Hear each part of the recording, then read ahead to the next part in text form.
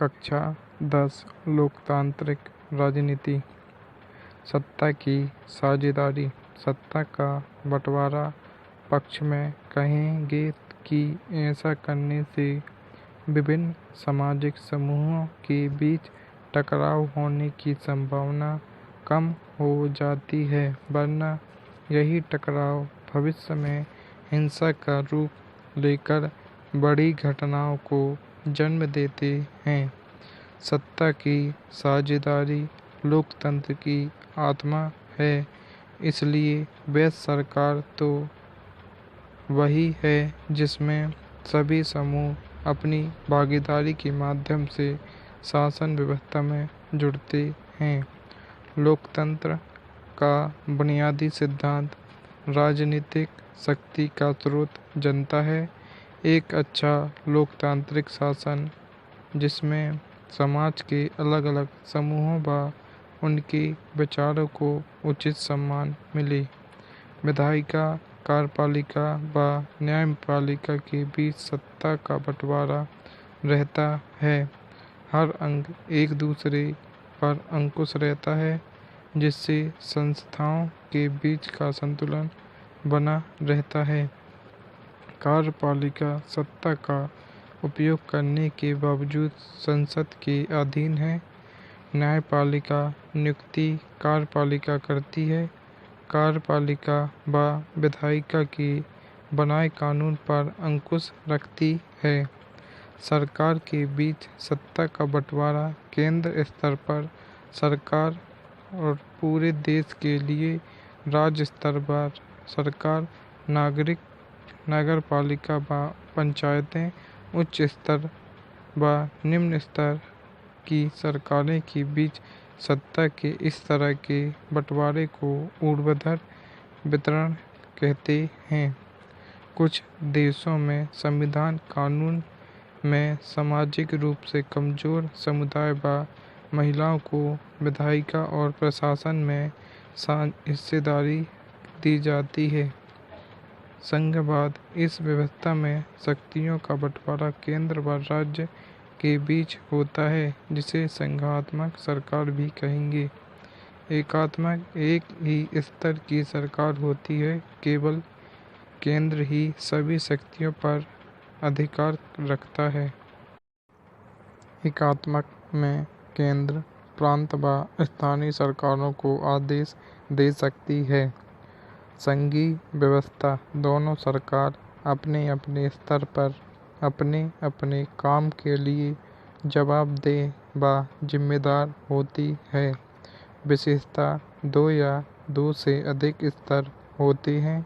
सरकार के दोनों का अपना अपना अधिकार क्षेत्र, कर प्रशासन, हर स्तर अस्तित्व व प्राधिकार की गारंटी देता है। संविधान के जरिए मौलिक प्रावधानों को दोनों सरकारों का सहमति से बदला जा सकता है, एक स्तर की सरकार नहीं। विवादों का निपटारा ऐसे करेगा। अलग अलग राजस्व के स्रोत हैं। दोहरा उद्देश्य है संघीय व्यवस्था का देश की एकता, सुरक्षा को बढ़ाना व क्षेत्रीय विविधताओं का सम्मान। दो पक्ष आपसी भरोसा और साथ रहने पर सहमति। गठन दो तरीके, दो या दो से ज़्यादा स्वतंत्र राष्ट्रों को साथ लाकर एक बड़ी इकाई का गठन। एग्जाम्पल के लिए अमेरिका, ऑस्ट्रेलिया। दूसरा, अपनी आंतरिक विविधता को ध्यान में रखते हुए राज्यों का गठन करके राज्य व राष्ट्र के बीच सत्ता को बांटना, जैसे भारत और बेल्जियम। एक तीसरा स्तर और है केंद्र व राज्य स्तर के बाद पंचायतों व नगर पालिकाओं का। संविधान ने केंद्र व राज्य सरकारों के बीच विधायी अधिकारों को 3 भागों में बांटता है। संघ सूची राज्य सूची और समवर्ती सूची। संघ सूची, इसमें आने वाले विषयों पर मात्र केंद्र कानून बना सकता है। प्रतिरक्षा, विदेशी मामले, बैंकिंग, समाचार व मुद्रा, राष्ट्रीय महत्व के सभी मसले शामिल हैं। दूसरा, राज्य सूची कानून बनाएगी राज्य सरकार। पुलिस, व्यापार, वाणिज्य, कृषि, सिंचाई, प्रांतीय व स्थानीय महत्व के मसले शामिल हैं। तीसरा, समवर्ती सूची केंद्र व राज्य दोनों के अंतर्गत आते हैं। इसके विषय शिक्षा, वन, मजदूरी, संघ, विवाह, गोद लेना शामिल हैं। हालांकि टकराव की स्थिति में केंद्र का कानून ही मान्य होगा।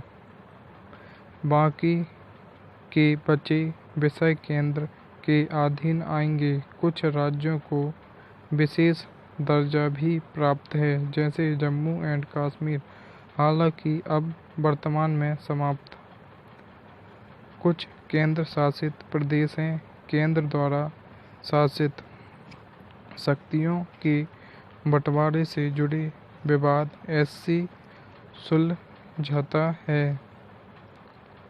संघीय व्यवस्था के कामकाज के लिए संवैधानिक प्रावधान होने जरूरी हैं।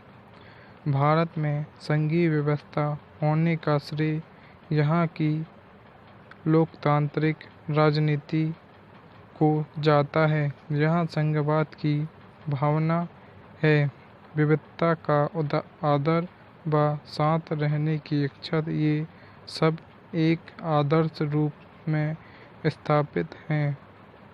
1947 में देश ने लोकतंत्र की राह की अपनाया था। भारत में कुछ राज्यों का गठन भाषा के आधार पर भी हुआ, तो कुछ का गठन संस्कृति, भूगोल, जातीयताओं को देखते हुए, जैसे नागालैंड, उत्तराखंड व झारखंड। हिंदी को भारत की राजभाषा माना गया है। साथ में अंग्रेजी, जिसको 1965 तक बंद हो जाना चाहिए था, को भी सहायक भाषा का स्थान मिला है व अंग्रेजी में भी राजकीय कामों को करने की अनुमति दी गई है। हालांकि भारत सरकार की नीति बनी हुई है हिंदी को बढ़ावा देने की।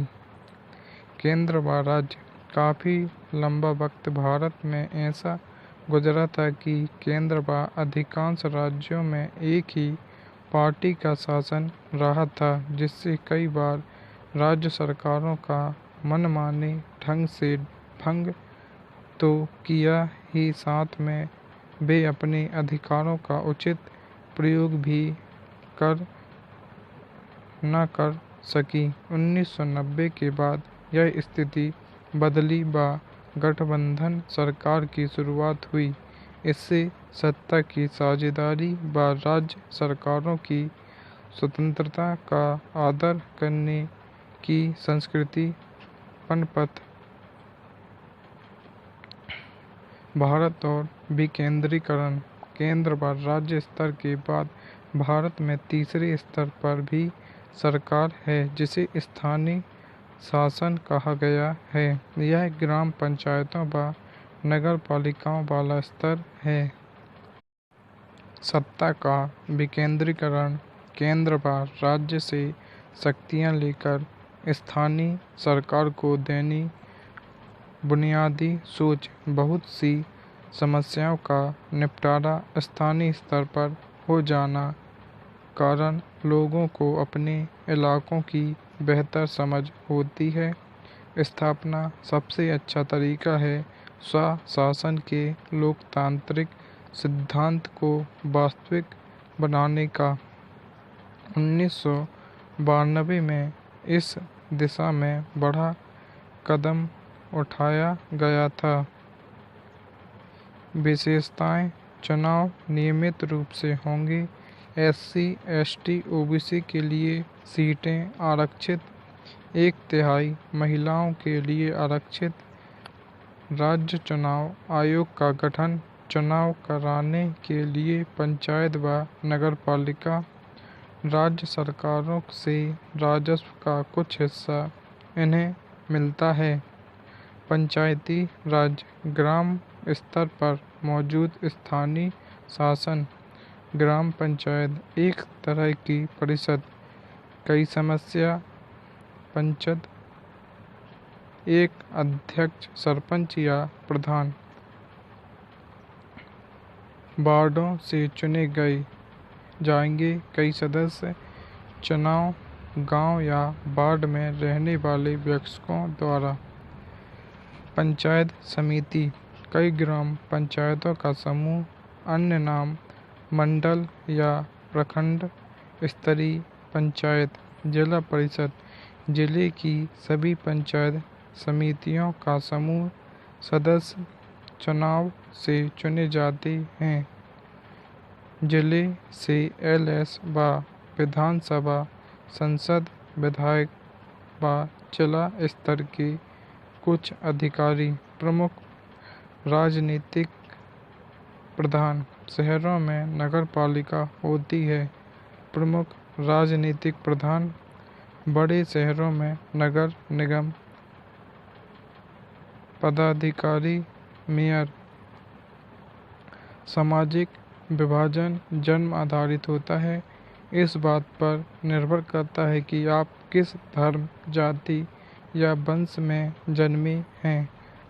खासकर यह तब होता है जब कुछ सामाजिक अंतर दूसरी अनेक विभिन्नताओं से ऊपर व बड़े हो जाते हैं। सामाजिक विभाजनों की राजनीति तो 3 चीज़ों पर निर्भर करती है। पहला, लोगों में अपनी पहचान के प्रति आग्रह की भावना का होना। अगर लोग खुद को दूसरों से बेहतर समझने लगते हैं तो उनका दूसरों के साथ तालमेल नहीं बैठ सकता। दूसरा, राजनीतिक दल किसी भी समुदाय की मांग को कैसे उठा रहे हैं। तीसरा, सरकार का रुख, मांगों इत्यादि पर। अगर शासन राष्ट्रीय एकता के नाम पर किसी मांग दबाता है तो परिणाम नुकसानदेह निकल सकते हैं। श्रम के लैंगिक विभाजन, काम का बंटवारा कि पुरुष बाहर का व मगर महिलाएं घर के अंदर के सभी काम करेगी या अपनी देख रेख में कराएगी। महिलाओं को तो वोट का अधिकार तक न था। नारीवादी आंदोलन, महिला आंदोलनों ने औरतों के व्यक्तिगत व पारिवारिक जीवन में बंटवारा की मांग उठाई। हमारा समाज अभी भी पितृ प्रधान है। महिलाओं की साक्षरता दर पुरुषों के मुकाबले कम है। पितृ प्रधान समाज, पिता का शासन अर्थ महिलाओं की तुलना में पुरुषों को ज़्यादा महत्व, शक्ति देने वाली व्यवस्था। देश में लिंगानुपात प्रति 1000 लड़कों पर लड़कियों की संख्या 914। 15 में 2009। LS में 2009 में महिला सांसदों की संख्या पहली बार 10% से पार गई। राज्यों की विधानसभाओं में तो 5% से भी कम है। पंचायतों व नगर पालिकाओं में 1/3 पद महिलाओं के लिए आरक्षित हैं। भारत में सभी धर्मों के लिए अलग अलग पारिवारिक कानून हैं। ये पारिवारिक कानून महिलाओं से भेदभाव करते हैं। सांप्रदायिकता, जब धर्म को राष्ट्र से न सिर्फ जोड़ा जाए बल्कि राष्ट्र का आधार मान लिया जाए। राजनीति से धर्म को जोड़ना। सांप्रदायिक राजनीति इस सोच पर आधारित होती है कि धर्म की सामाजिक समुदाय का निर्माण करता है। भारत का धर्म निरपेक्ष शासन, किसी भी धर्म को राजकीय धर्म के रूप में अंगीकार नहीं किया गया। सभी नागरिक अपने अपने धर्म का पालन व प्रचार करने के लिए आज़ाद। धर्म के आधार पर किसी किया गया भेदभाव अवैधानिक, छुआछूत, गलत। धर्म निरपेक्षता भारतीय संविधान की बुनियाद है। भारतीय समाज में जाति आधारित विभाजन है। वर्ण व्यवस्था, जाति समूह का पदानुक्रम जिसमें एक ही जाति के लोग हर हाल में समाज पायदान में सबसे ऊपर रहेंगे, तो वही एक जाति ऐसी भी होगी जो क्रमगत के रूप में नीचे ही रहेगी। सांप्रदायिकता की तरह जातिवाद भी इस मान्यता पर आधारित है कि जाति ही सामाजिक समुदाय के गठन का एकमात्र आधार है। राजनीतिक दल, ऐसे संगठित समूह जो चुनाव लड़ने व सरकार में राजनीतिक सत्ता हासिल करने के उद्देश्य से काम करता है। राजनीतिक दल में के प्रमुख हिस्से 3 हैं: नेता, सक्रिय सदस्य, अनुयायी या समर्थक। कार्य: राजनीतिक पद भरने, राजनीतिक सत्ता का इस्तेमाल, चुनाव लड़ना, अलग अलग नीतियों व कार्यक्रमों को मतदाताओं के सामने रखना। कानून निर्माण में सहायक भूमिका निभाती है। सरकार बनाना व चलाना। हारे हुए शासक दल विरोधी पक्ष की भूमिका निभाते हैं। जरूरत अगर दल ही न होंगे तो सारे उम्मीदवार स्वतंत्र या निर्दलीय होंगे। सरकार तो बन जाएगी मगर उसकी उपयोगिता संदिग्ध होगी। राजनीतिक दल लोकतंत्र की एक अनिवार्य शर्त है। नागरिकों का कोई भी समूह राजनीतिक दल बना सकता है। भारत में 750 से ज़्यादा पंजीकृत दल हैं। कई देश तो ऐसे हैं जिनमें सिर्फ एक ही दल सरकार बना व चला सकते हैं। चीन एक दलीय शासन व्यवस्था लोकतांत्रिक विकल्प नहीं है। कई देशों में 2 दलों मुख्य के बीच ही सत्ता बदलती रहती है। 2 दलीय व्यवस्था अमेरिका व ब्रिटेन। बहुदलीय व्यवस्था, जब अनेक दल सत्ता की होड़ में हो व 2 दलों से ज़्यादा के लिए अपने दम पर या दूसरे के गठबंधन करके सत्ता में आते हैं, जैसे भारत गठबंधन या मोर्चा। जब बहुदलीय व्यवस्था में अनेक पार्टियां चुनाव लड़ने व सत्ता में आने के लिए हाथ मिला ले।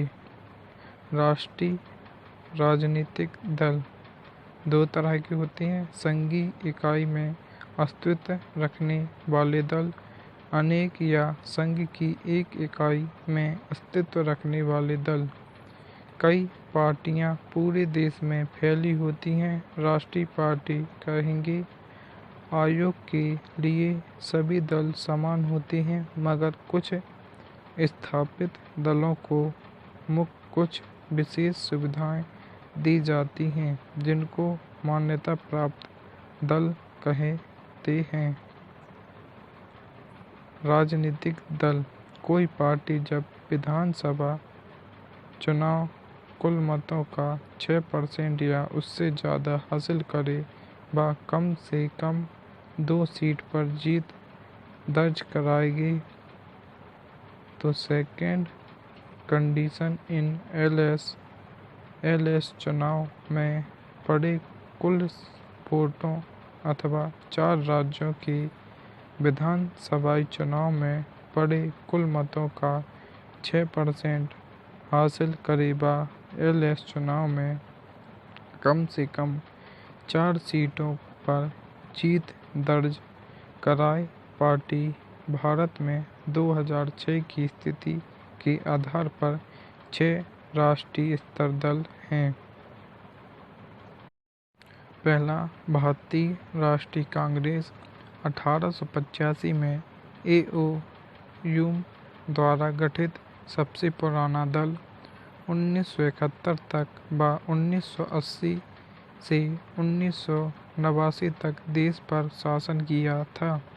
89 के बाद तो जन समर्थन में कमी दर्ज हुई। 2004 में फिर से जीत बड़ी प्राप्त की थी। दूसरा, भाजपा भारतीय जनता पार्टी 1980 में पार्टी बनी। लक्ष्य भारत को आधुनिक बनाना, भारत की प्राचीन संस्कृति व मूल्यों से प्रेरणा लेकर, मुख्य तत्व हिंदुत्व। तीसरा, बहुजन समाज पार्टी गठन 1984 में स्व काशीराम के नेतृत्व में दलित, आदिवासी, पिछड़ी जाति व अल्पसंख्यक इसमें शामिल। मुख्य आधार यूपी, जहां 3 बार समर्थन के साथ सरकार बना चुकी है। चौथा, भारतीय कम्युनिस्ट पार्टी मार्क्सवादी 1964 स्थापना। मार्क्सवाद व लेनिनवाद में आस्था, समाजवाद, धर्मनिरपेक्षता, लोकतंत्र की समर्थक व साम्राज्यवाद और सांप्रदायिकता की विरोधी है। पश्चिम बंगाल में लगातार 3 वर्षों से शासन में। पांचवा, भारतीय कम्युनिस्ट पार्टी 1925 में गठन। 1964 में फूट पड़ी, जिसमें माकपा इससे अलग हुई। मार्क्सवाद व लेनिनवाद, धर्मनिरपेक्षता व लोकतंत्र में आस्था। छठवां, राष्ट्रवादी कांग्रेस पार्टी 1999 में कांग्रेस विभाजन से बनी। लोकतंत्र, गांधीवादी, धर्म निरपेक्षता, समता, सामाजिक न्याय व संघवाद में आस्था।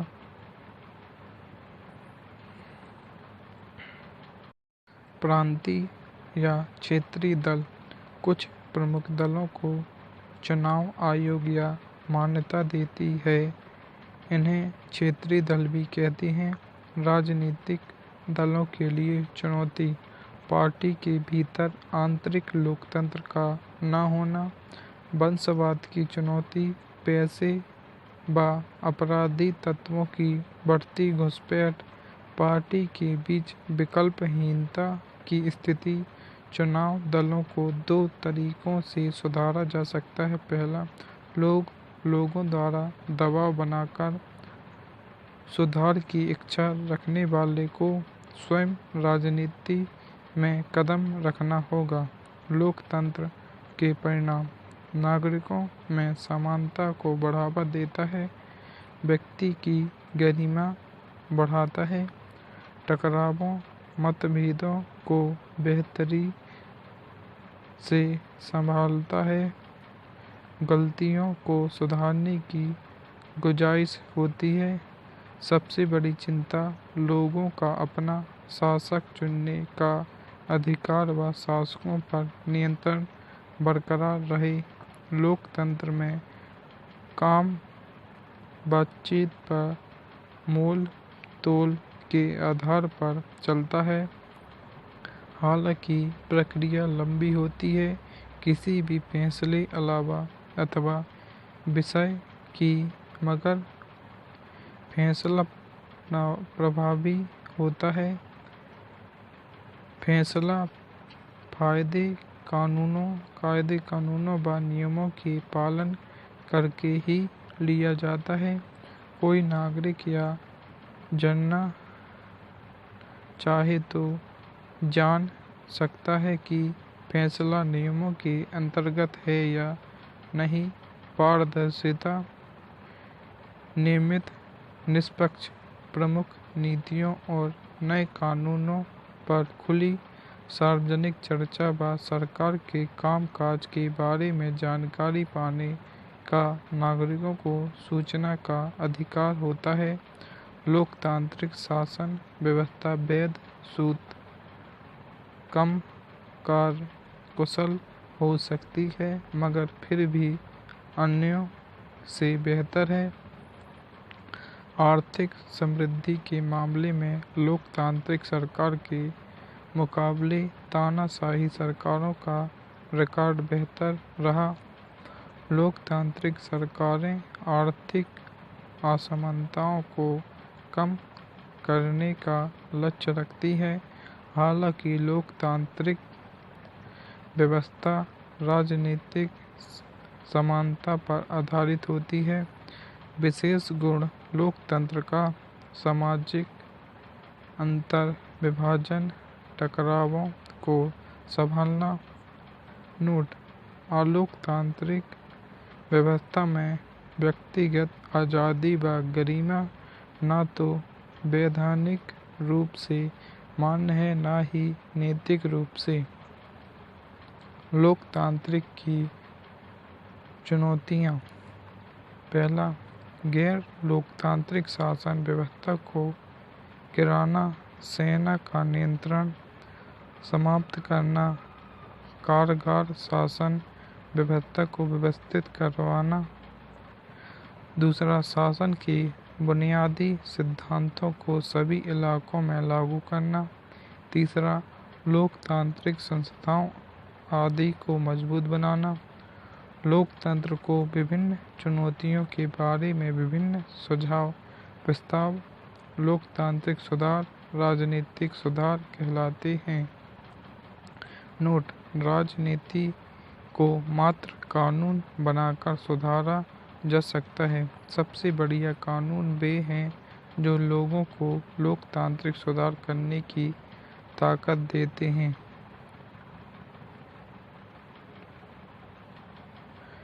जैसे राइट टू इन्फॉर्म, जन संघर्ष और आंदोलन, दबाव समूह निर्माण। जब समान पेशे, हित, आकाश व मत के लोगों एक समान उद्देश्य को प्राप्त करने के लिए एकजुट होते हैं, सरकार की नीतियों को प्रभावित करने की कोशिश करते हैं। लक्ष्य सत्ता व प्रत्यक्ष नियंत्रण व उसमें हिस्सेदारी का नहीं होता, वर्ग विशेषी होते हैं। उद्देश्य अपने सदस्यों की बेहतरी व कल्याण। लोक कल्याणकारी सामूहिक हित का प्रतिनिधित्व करते हैं। सरकारी कर्मचारियों का संगठन है जो कि जातिगत भेदभाव के विरुद्ध अभियान चलाता है। अधिकतर ऐसा होता है कि आंदोलन किसी खास मुद्दे पर केंद्रित होता है व ज़्यादा सार्वभौम प्रकृति के होते हैं, जिनका लक्ष्य तो व्यापक होता है ही है। वे उसे एक समय विधि से में हासिल करते हैं। NAPM संगठनों का संगठन है। अनेक आंदोलनकारी समूह घटक। राजनीति पर प्रभाव। राजनीति में सीधे भाग नहीं लेते मगर नेतृत्व जरूर। राजनेता राजनीतिक दल के नेता करते हैं। हड़ताल आदि से सरकारी कामकाज को बाधा पहुंचाते हैं। महंगे विज्ञापनों की प्रायोजित करते हैं। आम आदमी की ज़रूरतों से सरकारों को अवगत कराते हैं।